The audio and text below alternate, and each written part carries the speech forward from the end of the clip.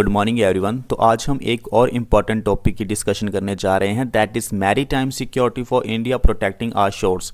आप सभी अच्छी तरह से जानते हैं कि हिस्टोरिकली भारत का जो डोमिनेंस है वो इंडियन ओशन में, हिंद महासागर में रहा है। लेकिन आज के समय में भारत के लिए सबसे बड़ी समस्या क्या है? भारत के लिए सबसे बड़ी समस्या है चाइना। चाइना दरअसल भारत का जो डोमिनेंस है इंडियन ओशन में, हिंद महासागर में, उसको कम करने की कोशिश कर रहा है। तो ये भारत के लिए भविष्य में बहुत बड़ी समस्या हो सकती है।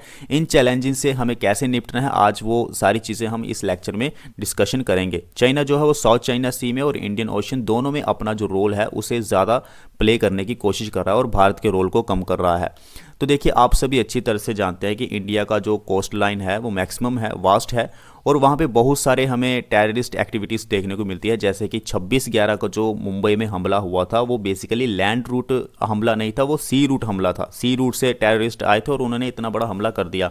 तो हमें पायरेसी, टेररिज्म और एनवायरमेंटल डैमेज भी हमें देखने को मिल रहा है, वो भी हमारे लिए एक समस्या का कारण भविष्य में बनता जा रहा है।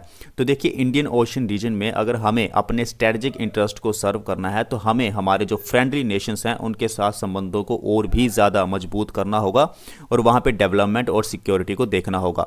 अब हम बात करते हैं कि इस समय भारत के सामने हार्ड सिक्योरिटी चैलेंजेस क्या क्या है। देखिए, एसिमेट्रिकल टैक्टिक्स क्या होते हैं? जब आप सीधे युद्ध नहीं करते हैं, यानी कि हमें लगता है कि हमारा जो ओपोनेंट है वो बहुत ज़्यादा स्ट्रॉन्ग है, हम उससे ऐसे जीत नहीं सकते हैं। क्योंकि पाकिस्तान को ये चीज़ 1971 और 1999 के वॉर में पता चल गई थी कि भारत से हम सीधा सीधा तो जीत नहीं सकते हैं और भारत से जीतने के लिए हमें एसिमेट्रिकल टैक्टिक्स का इस्तेमाल करना होगा, जैसे कि साइबर वॉरफेयर, जैसे कि गोरिल्ला वॉरफेयर, छुपके से युद्ध करना।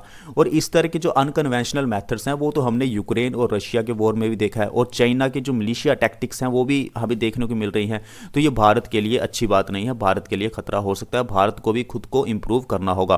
फिर ड्रोन से हमला किया जा रहा है तो ड्रोन्स को भी हमें कॉम्बैट करना होगा। तो ये भारत के सामने हार्ड सिक्योरिटी चैलेंजेस है।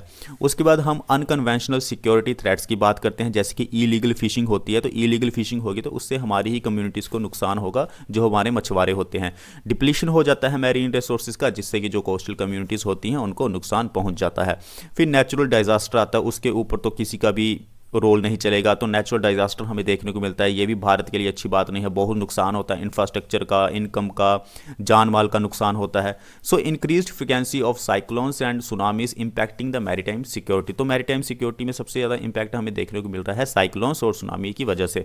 उसके बाद क्लाइमेट चेंज का इंपैक्ट एक अलग से हमें देखने को मिलता है। हमारा जो सी लेवल है वो राइज हो रहा है, जिससे कि एक्सट्रीम वेदर कंडीशंस हो रही हैं, और जो हमारी लेस डेवलप्ड स्टेट्स हैं उनको बहुत ही ज़्यादा प्रभाव कर रही हैं ये क्लाइमेट चेंज। अब हम बात करते हैं कि किया क्या जाए। देखिए, सबसे बड़ी जो समस्या है वो है लैक ऑफ कोऑर्डिनेशन। जितनी भी लिटोरल स्टेट्स हैं एशिया में और अफ्रीका में, वो भी सेम ही चैलेंजेस को फेस कर रही हैं, लेकिन वो कुछ करती नहीं है मैरीटाइम सिक्योरिटी को कॉम्बैट करने के लिए। उनके एफर्ट्स जो हैं वो इतने खास नहीं है। हालांकि एफर्ट्स वो कर रहे हैं, लेकिन इतने अच्छे एफर्ट्स नहीं है जितना कि भारत उस चीज़ के लिए अलर्ट है। So littoral states in Asia and Africa face challenges in coordinating their efforts to combat the maritime threats. अब जैसे कि हमारी आसियान कंट्रीज़ हैं, वो भी रिलक्टेंस है, वो भी कुछ नहीं बोलती हैं। चाइना अपना हेजमोनियल एक्शंस लेता रहता है, साउथ चाइना सी में अपना डोमिनेंस दिखाता है कि हम यहाँ पे ये करेंगे, हम यहाँ पे तेल निकालेंगे। तो जो स्टेट्स होती हैं उसके आसपास की वो कुछ नहीं बोलती हैं। थोड़ा बहुत जापान बोल देता है और ऑस्ट्रेलिया बोल देता है बस। तो ये भी एक बहुत बड़ी समस्या है। सभी देशों को साथ में आना होगा, भारत के साथ में आना होगा और इस चीज़ से लड़ना होगा। नहीं तो ऐसा ना हो कि एक ही जो कंट्री है वो डोमिनेट हो जाए इंडियन ओशन में भी, और एक ही कंट्री डोमिनेट हो जाए साउथ चाइना सी में भी। साउथ चाइना सी बहुत बड़ा और बहुत सारी स्टेट्स उसके साथ लगती हैं, तो इसलिए सभी स्टेट्स को वहाँ पे शामिल होना होगा। उसके बाद हम बात करते हैं कि भारत ने ऐसा क्या किया है ताकि वो जो मैरीटाइम सिक्योरिटी है उसे स्ट्रेंथन कर सके। तो भारत ने पहले डिसाइड किया है कि अपनी नेवी को, कोस्ट गार्ड को, मैरीन पुलिस को हम स्ट्रॉन्ग करेंगे, मॉडर्नाइज करेंगे, एक्सपैंड करेंगे। फिर जो हमारी लोकल कम्युनिटीज़ होती हैं, जैसे कि मछुआरे हमारे होते हैं, फिशिंग एंड कोस्टल कम्युनिटीज़ जो होती हैं, उनको हम साथ लेके आएंगे और उनका भी हम योगदान लेंगे मैरीटाइम सिक्योरिटी फ्रेमवर्क में।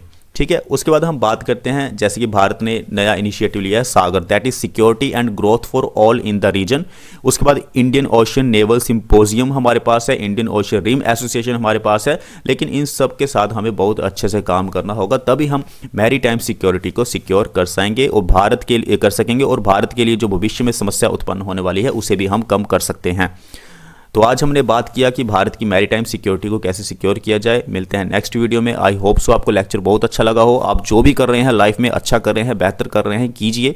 तो मिलते हैं नेक्स्ट वीडियो में। Thank you.